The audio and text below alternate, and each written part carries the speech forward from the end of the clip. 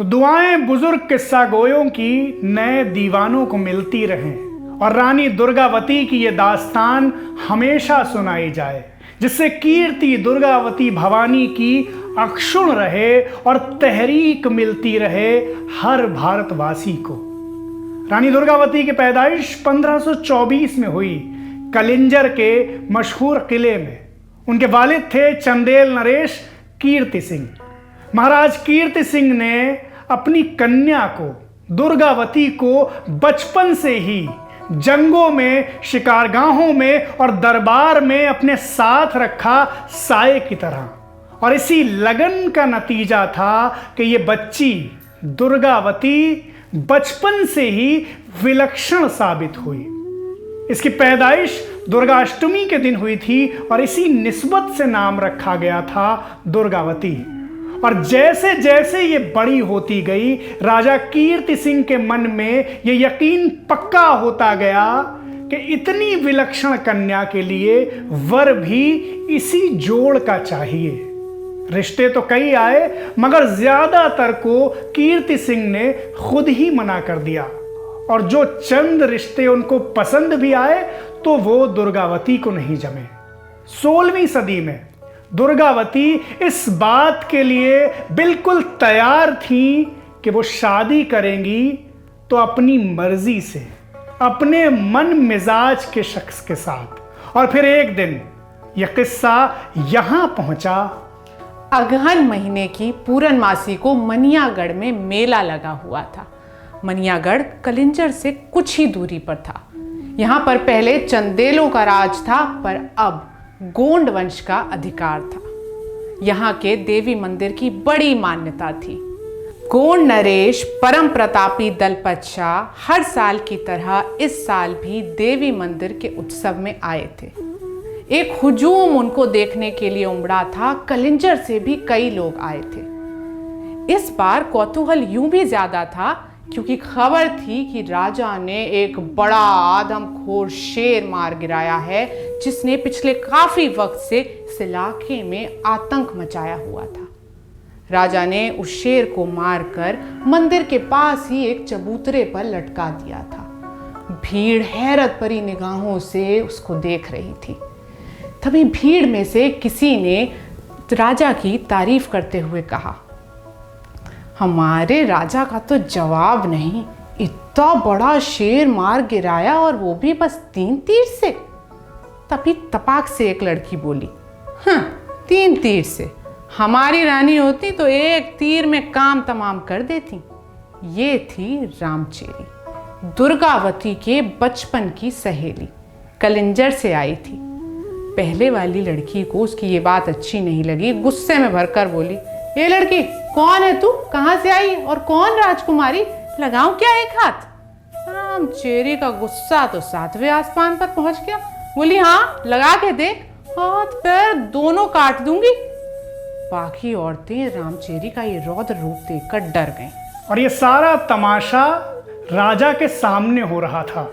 राजा ने सब औरतों को तलब किया और फिर रामचेरी से पूछा, कौन हो तुम? महाराज, मैं रामचेरी हूँ, चंदेल हूँ, कलिंजर से आई हूँ। मैंने सुना था कि आपने 12 हाथ लंबा शेर मार गिराया, सो देखने चली आई। यहाँ आके देखा तो बस 7 हाथ लंबा है। ऐसे शेर तो हमारी रानी ने कई मारे, वो भी बस 1 तीर से। कौन है तुम्हारी रानी जो 1 तीर में शेर मार गिराती है? राजकुमारी दुर्गावती। दुर्गावती का नाम सुनकर राजा दलपति शाह के चेहरे पर प्रसन्नता आ गई। उन्होंने रामचेरी से कहा कि दुर्गावती की कीर्ति के बारे में हमने सुना है और आप जब तक यहाँ हैं, हमारी मेहमान हैं, आपको यहाँ कोई कष्ट नहीं होगा।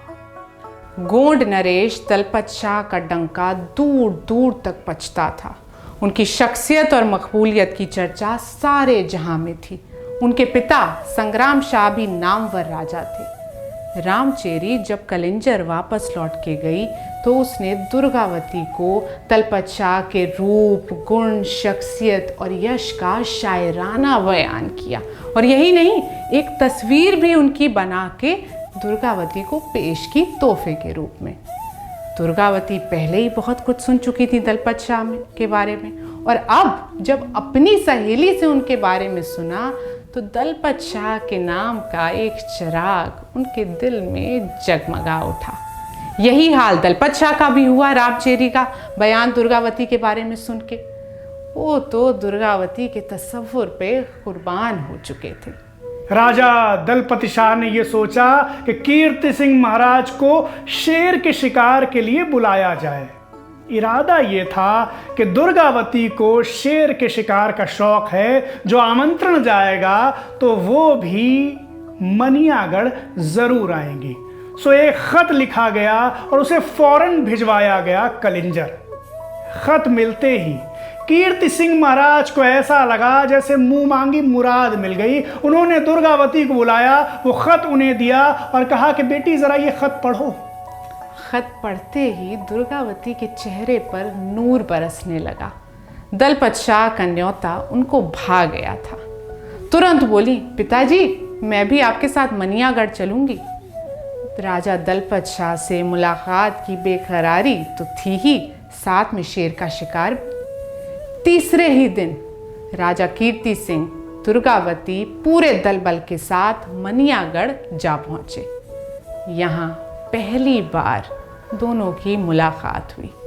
बिना मिले अब तक प्रेम का दरिया जो दिलों में बह रहा था, उसने मिलने पर प्रेम के अथाह समंदर का रूप ले लिया। जज्बात उमड़ पड़े। दोनों बहुत कुछ कहना चाहते थे, पर उस समय बस अपलक एक दूसरे को देखते रहे। राजा कीर्ति सिंह ने दलपत शाह को गोंडवाना और चंदेलों की दोस्ती क्यों ज़रूरी है, इस बात को तफसील से समझाया। राजा दलपत शाह ने हामी भरी। दोनों ने इत्तेहाद की ताकत को पहचाना। फिजा खुशगवार थी और इसी बीच राजा दलपत शाह ने कीर्ति सिंह से दुर्गावती का हाथ मांग लिया। अचानक इस बात से कीर्ति सिंह कुछ ठिठके, खामोश हो गए, पर कुछ सोचकर बात बदल दी। अगले दिन शाम को सब लोग शिकार के लिए जंगल रवाना हुए। सब तैयारियां पूरी कर ली गई थीं और सब के सब अपनी अपनी मचानों पर मुस्तैद थे।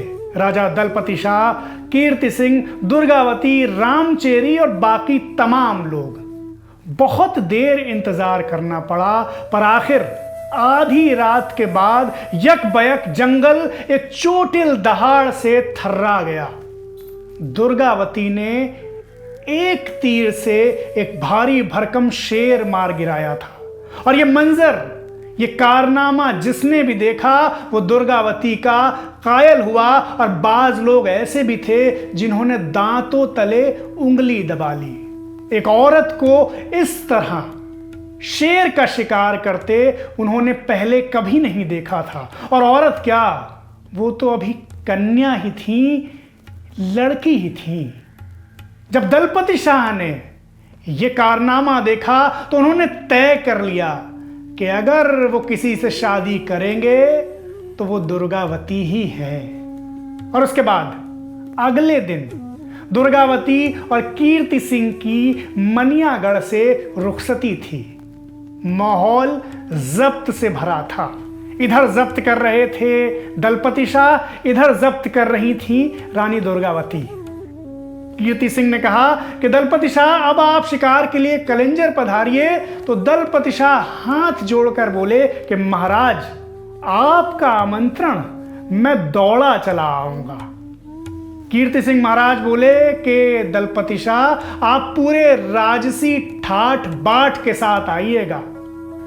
इधर दुर्गावती जब कलिंजर पहुंची तो मन ही मन तय कर चुकी थी कि शादी करेंगी तो दलपत शाह से। उन्होंने खुद एक खत लिखकर दलपत शाह को कलिंजर बुलवा लिया। उस खत में उन्होंने अपने मन के सारे जज्बात भी लिख दिए।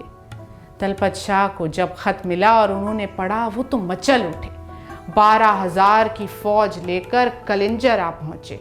वो तय कर चुके थे कि अब वापस लौटेंगे तो दुर्गावती को साथ लेकर ही आएंगे। राजा कीर्ति सिंह को जब उनकी आमद की खबर हुई, वो बहुत खुश हुए, खुद उनकी अगवानी को पहुंचे। सबसे पहले देवी दर्शन के लिए ले गए, उनकी खूब आव भगत करी। राजा दलपत शाह जब आराम फरमा चुके थे तब कीर्ति सिंह ने उनको और दुर्गावती को अपने पास बुलाया तन्हाई में और कहा, मुझे तुम दोनों की शादी पर कोई एतराज़ नहीं। मैं जानता हूं कि तुम दोनों एक दूसरे के सर्वथा योग्य हो। बस मेरी परेशानी यह है कि मैं समाज के आगे मजबूर हूं। हम दोनों के बीच जात पात की एक खाई है जिसे मैं पार नहीं कर सकता। पर मैंने एक तदबीर निकाली है। मैं कल महोबे चला जाऊंगा और उसके बाद दुर्गावती एक सुरंग के जरिए आप तक आ जाएंगी। आप इन्हें लेकर यहां से सीधा सिंगोरगढ़ जाइएगा और वापस आने पर जो कुछ होगा मैं संभाल लूंगा। ये सुनते ही राजा दलपत शाह और दुर्गावती रोने लगे। भरे हुए गले से दुर्गावती ने कहा, आप जैसा पिता हर बेटी को नसीब हो। दोनों ने कीर्ति सिंह के पैर छुए। कीर्ति सिंह ने उन्हें गले से लगा लिया। बिल्कुल वैसा ही हुआ जैसा तय किया गया था। कीर्ति सिंह महोबा चले गए और उनके जाते ही राजा दलपत शाह दुर्गावती को लेकर सिंगोरगढ़ आ गए। यहीं के किले में दोनों का ब्याह हुआ। 16वीं सदी का ये अद्भुत अनोखा प्रेम विवाह था। कलिंजर की राजकुमारी दुर्गावती अब गोंडवाना की रानी दुर्गावती बन चुकी थी। उनके पिता ने उन्हें बचपन से ही हुकूमत की बारीकियां सिखाई थीं और इसी वजह से राजकाज में उन्हें कुदरती दिलचस्पी थी। वो ये बात बहुत अच्छे से जानती थी कि राजघराने से होने के नाते प्रजा की ज़्यादा से ज़्यादा खिदमत हुकूमत के ज़रिए ही कर सकती हैं और वो अपने पति का साथ भी देना चाहती थी। राजा दलपत शाह तो उनके हुनर को पहले ही परख चुके थे और प्रेम वो तो शदीद था ही। तो उन्होंने भी रानी दुर्गावती को अपने साथ हुकूमत करने और दरबार में साथ बैठने से कोई एतराज़ नहीं किया। शादी के बाद जो पहला ही दरबार लगा उसमें रानी राजा के साथ बगैर पर्दे के नमूदार हुई। ये उस समय के हिसाब से बड़ा इनकलाबी कदम था। रानी का तेज ऐसा था कि सब लोग देखते रह गए। किसी को कोई आपत्ति नहीं हुई सिवाय एक के, राजा का छोटा भाई चंद्रशाह। उसने इशारों में कुछ कहना चाहा तो रानी ने साफ साफ कह दिया, देवर जी, खिदमते खल्क में पर्दे की रुकावट नहीं होनी चाहिए। राजकाज पर्दे में रहकर नहीं होता और उम्मीद करती हूँ आपको अब सब समझ आ गया होगा।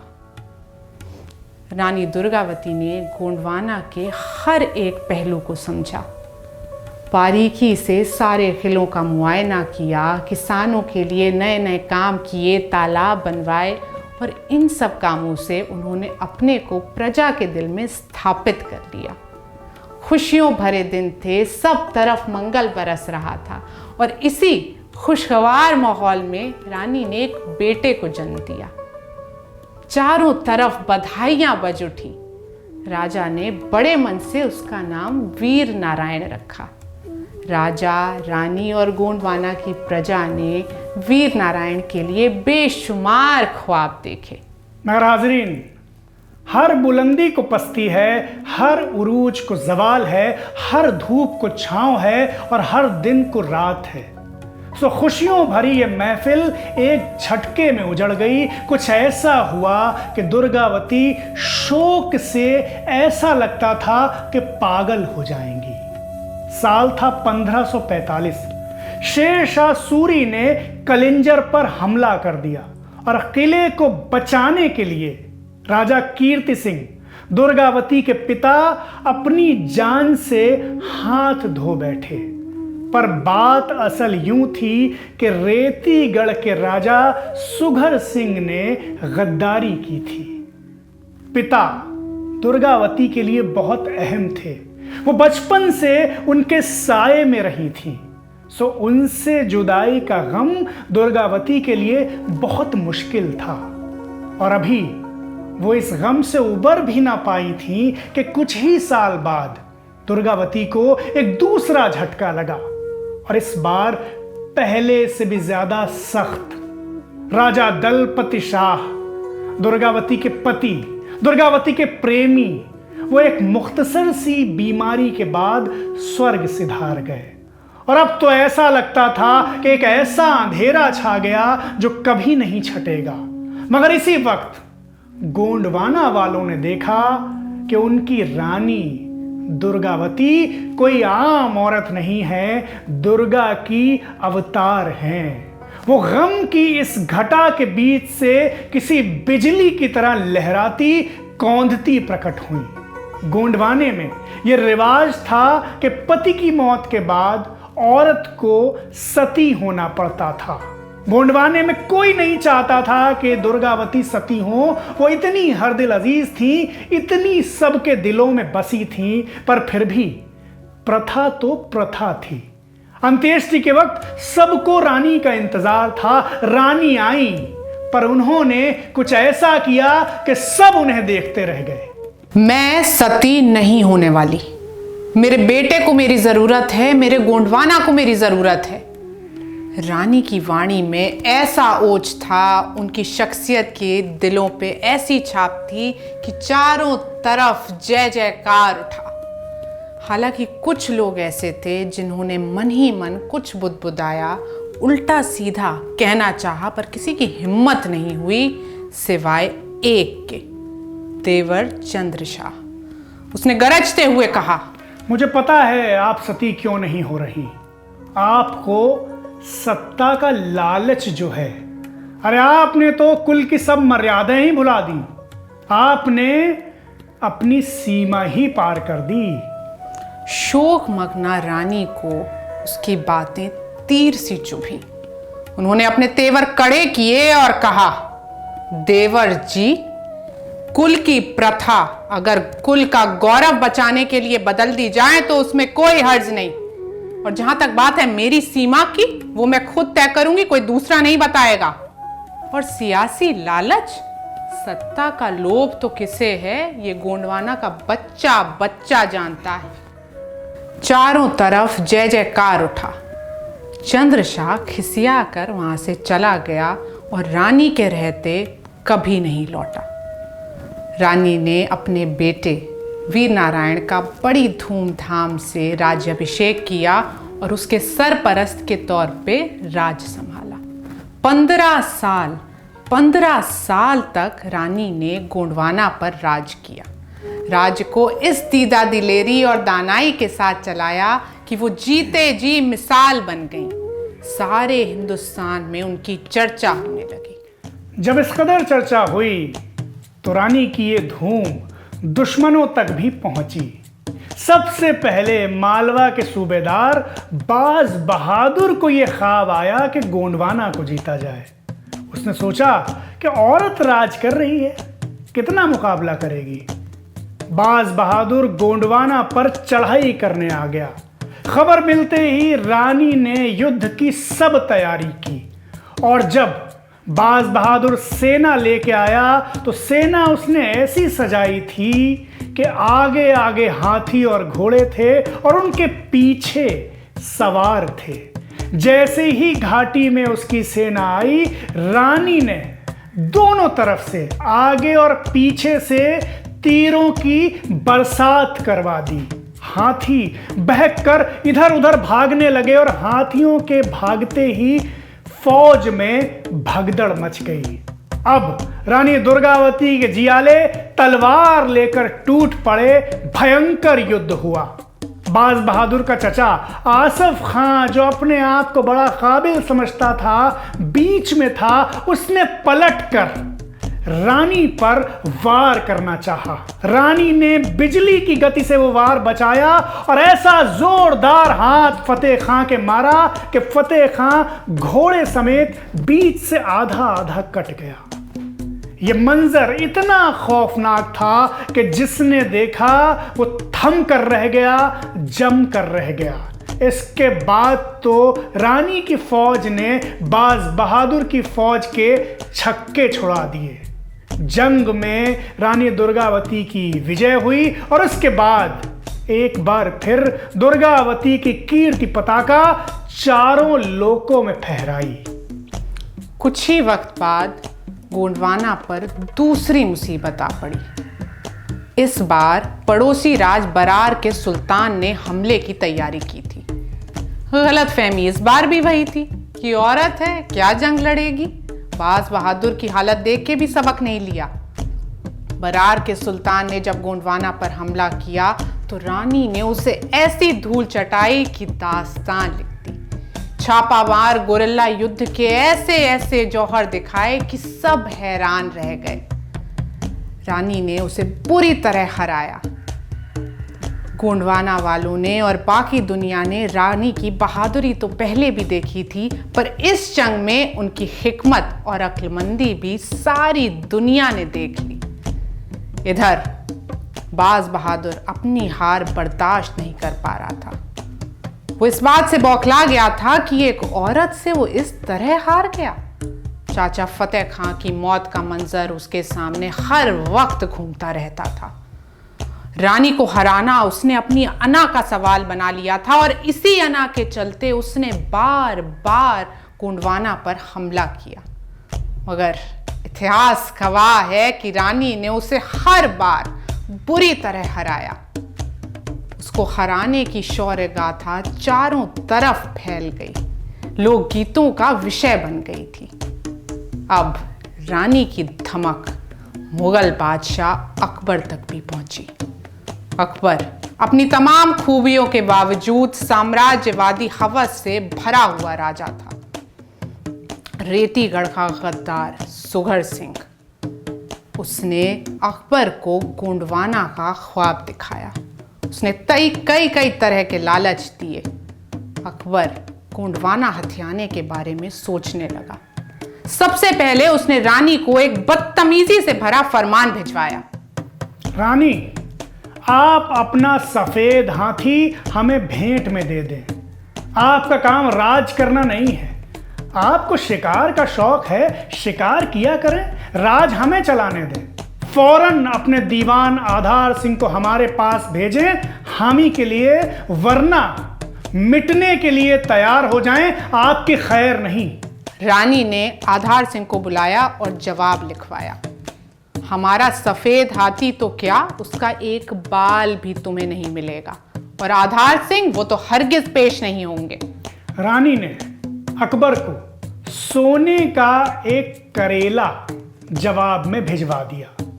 अर्थ ये था कि गोंडवाना सोने की तरह समृद्ध है, करेले की ऊपरी सिलवटों की तरह दुर्लभ है, दुष्कर है, और करेले ही की तरह स्वाद में कड़वा कसैला है, आसान नहीं है। जब यह जवाब मिला अकबर को तो उसी दिन यह तय हो गया कि देर सबेर अकबर का कहर गोंडवाना पर टूटेगा। अकबर ने सबसे पहले मालवा पर विजय पाई। उसने बाज बहादुर को बुरी तरह हराया। मकसद ये था कि गोंडवाना और मालवा मिले हुए थे। मालवा को जीत लिया यानी गोंडवाना पर कब्जा तय हो गया। और उसके बाद मालवा जीतने के बाद उसने कड़ा मानिकपुर के अपने सूबेदार, जो उसका रिश्तेदार भी था, आसफ खां, उसको गोंडवाना फतेह के लिए भेजा। आसफ खां आगे बढ़ा और 22,000 की सेना लेकर 10,000 सवार और 12,000 पैदल लेकर गोंडवाने की तरफ आया। साथ में बड़ी बड़ी तोपें लाया। गोंडवाना के तमाम गढ़ों पर युद्ध शुरू हो गया। गोंडवाना वाले गुरिल्ला युद्ध के माहिर थे। इस कला में अपना सानी नहीं रखते थे, मगर तोपों का जवाब उनके पास नहीं था। अगर सिंगोरगढ़ किले, जिसमें रानी खुद लड़ रही थी, अगर उसका राज सुघड़ सिंह ने गद्दारी करके आसफ खां को न दिया होता तो मुगल फौज गुरिल्ला लड़ाई के सामने हथियार डाल देती। मगर सुघड़ सिंह की गद्दारी के बाद सिंगोरगढ़ रानी के हाथ से निकल गया और वो वहां से पहले गढ़ा आई और गढ़ा पर कब्जा हो जाने के बाद चौरागढ़ की तरफ रवाना हुई। चौरागढ़ निकलते वक्त एक अनहोनी हो गई। घनघोर घटाएं छा गईं और मूसलाधार बारिश होने लगी। चौरागढ़ का रानी का सफर अब मुश्किल हो गया था। उधर गढ़ा पर आसफ खां का कब्जा हो गया। वहां पहुंचते ही उसे सूचना मिली कि रानी आसपास के ही पहाड़ी जंगलों में है, चौरागढ़ जाने वाली हैं। उसने तुरंत 6000 सवार और 8000 पैदल तैयार किए। तोपे कीचड़ हो जाने की वजह से नहीं ला पाया था। उसने अपने 2 खास सरदारों को भेजा और आसपास के इलाके का मुआयना कराया तो पता चला कि रानी कुछ 10-12 कोस पर ही है। वो समझ गया था कि युद्ध अब इसी इलाके में होगा। उसने तैयारियां शुरू कर दी, मोर्चाबंदी तैयार कर ली। 22 जून 1564 रानी बरेला गांव के पास थी, नरई नदी के पास। उनको पता चला कि मुगल फौजें आ गई हैं, मोर्चे लग चुके हैं। शाम हो गई थी। रानी ने एहतियातन अपने सब साथियों को मशाल क्या चिराग तक जलाने से मना कर दिया था। पूरी रात रानी योजना बनाती रही। उनके पास 3000 सैनिक थे। बाकी सैनिक पानी बरस जाने की वजह से आ नहीं सके थे। योजना ये थी कि अगले दिन सुबह से जबरदस्त लड़ाई होगी, आमने सामने की टक्कर होगी और दुश्मन को हराते हुए, छकाते हुए नर्मदा को पार करके चौरागढ़ जाया जाएगा। उस रात सबने इंतजार किया और अगली सुबह 23 जून 1564 को रानी ने आगे बढ़कर तमाम मुगल मोर्चों पर हमला बोल दिया। ऐसी जबरदस्त लड़ाई हुई कि दुश्मन के दांत खट्टे हुए। हर मोर्चे पर रानी की फौज ने मुगलों को पछाड़ दिया, दूर तक खदेड़ दिया। सुबह से शाम हो गई मगर जीत उस दिन रानी की हुई। वापस आई रानी। सब सरदार एक जगह पर मिले। सबने अपने अपने मोर्चे का हाल बताया। रानी बहुत खुश थी। रात को अब अगले दिन की रणनीति बनाने के लिए बैठक हुई। रानी ने मशवरा दिया कि अभी दुश्मन आगे तक नहीं बढ़ पाया है। बरेला में मुगल फौज का एक बड़ा दस्ता है। अगर आज रात ही हम उस दस्ते पर हमला कर दें तो दुश्मन मारा जाएगा और हम आसानी से नर्मदा पार करके चौरागढ़ पहुंच सकते हैं। मगर सब लोग बहुत थके हुए थे और काफी सैनिक घायल थे। वीर नारायण ने प्रस्ताव दिया कि अगर आज रात रुक के कल नई ऊर्जा के साथ हमला किया जाए तो बेहतर रहेगा। बाकी लोगों ने भी वीर नारायण की बात का समर्थन किया। हालांकि रानी इस बात से तवज्जो नहीं रखती थी मगर फिर भी उनको मानना पड़ा। इसी हिसाब से अगले दिन लड़ाई शुरू हुई। तारीख थी 24 जून 1564। सब लोग नई ऊर्जा के साथ एक साथ मिलकर उन्होंने मुगल फौज पर हमला कर दिया। घोड़े हिनहिनाए, हाथी चिंगाड़े, चारों तरफ हाहाकार मचा हुआ था। दोनों तरफ से बेशुमार आदमी मरे। जंग चलती रही। दोपहर हो गई थी। रानी हाथी पर सवार बड़ी बहादुरी से लड़ रही थी। उन्होंने मुगल फौज पर कब्जा कर लिया था। सारे मोर्चे करीब करीब उनके काबू में थे। बरेला की तरफ से दुश्मन का एक बड़ा दस्ता आगे बढ़ रहा था। रानी उसको वहीं काबू करना चाहती थी पर तभी खबर मिली कि वीर नारायण को तीर लग गया है। रानी बिना अधीर हुए वहीं डटी रही। अपने 2 खास सरदारों को बुलाया और कहा कि जाओ और वीर नारायण को जल्द से जल्द चौरागढ़ पहुंचाओ। वो दोनों एक एक टुकड़ी लेकर रवाना हुए। रानी ने आगे बढ़कर लड़ाई लड़ना जारी रखा। सब्र का दामन नहीं छोड़ा। ऐसे लड़ाई लड़ रही थी कि देखने वाले बस उन्हें देखते रह जाते थे। जबरदस्त तीरंदाजी हो रही थी। उसी वक्त एक जोरदार धमाका हुआ। ऐसा लगता था कानों के पर्दे फट जाएंगे।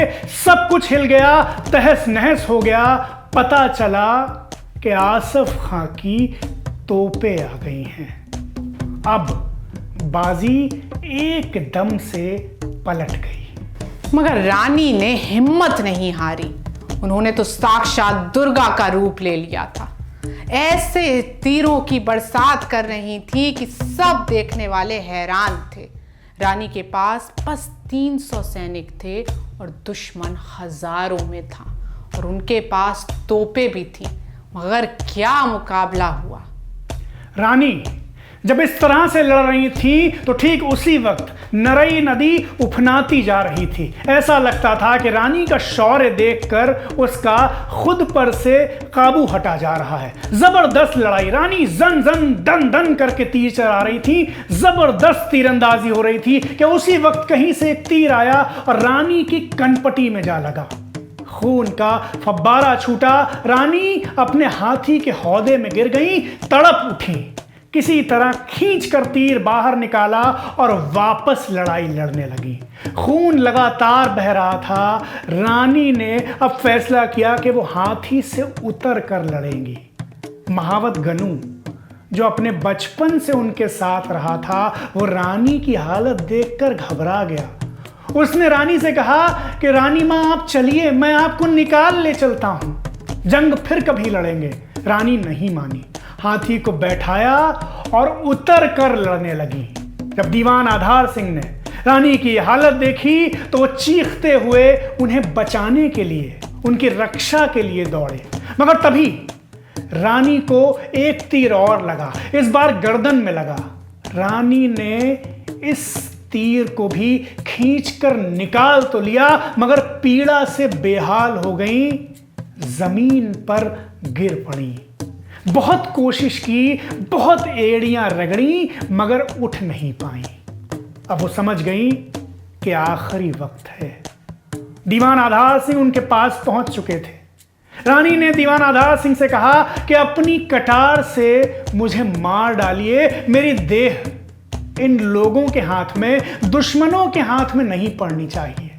दीवान आधार सिंह फपक पड़े, रोने लगे, कहने लगे ये मुझसे नहीं होगा, ये मुझसे नहीं होगा। अब रानी ने गनु से कहा कि गनु अपनी कटार मुझे दे। गनु उनके पैरों में लौट गया, बिलबिलाता रहा, रोता रहा, मगर अपनी रानी मां का कहा नहीं टाल सका। उसने बिना रानी की तरफ देखे अपनी कटार उनकी तरफ बढ़ा दी। रानी ने आखिरी बार अपनी तमाम ताकत बटोरी और कटार को अपने सीने में भोंक लिया। कुछ ही देर बाद भारत की वो शेरनी शांत हो गई। दीवान आधार सिंह ने गनु से रानी के शव को संभालने के लिए कहा और खुद दुश्मन पर टूट पड़े। गनु ने वैसा ही किया। उसने हाथी को रानी के शव के सामने खड़ा कर दिया और खुद मुगल फौज पर तीर बरसाने लगा। सामने से जवाबी कार्रवाई हुई। मुगलों ने गनु और हाथी दोनों पर बेशुमार तीर बरसाए।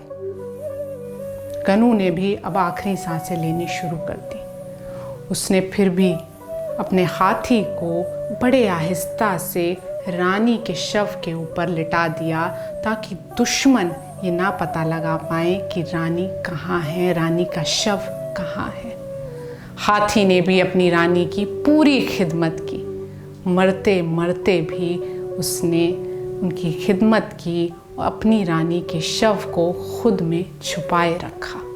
दीवान आधार सिंह लड़ते हुए चौरागढ़ की तरफ रवाना हुए, जहां वो बाद में वीर नारायण के साथ लड़ते हुए शहीद हुए।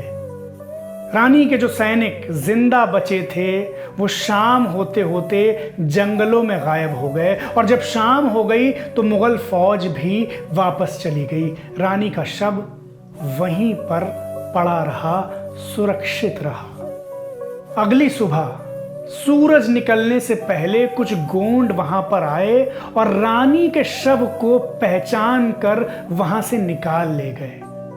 पास ही में उनकी चिता बनाई और अग्नि संस्कार कर दिया।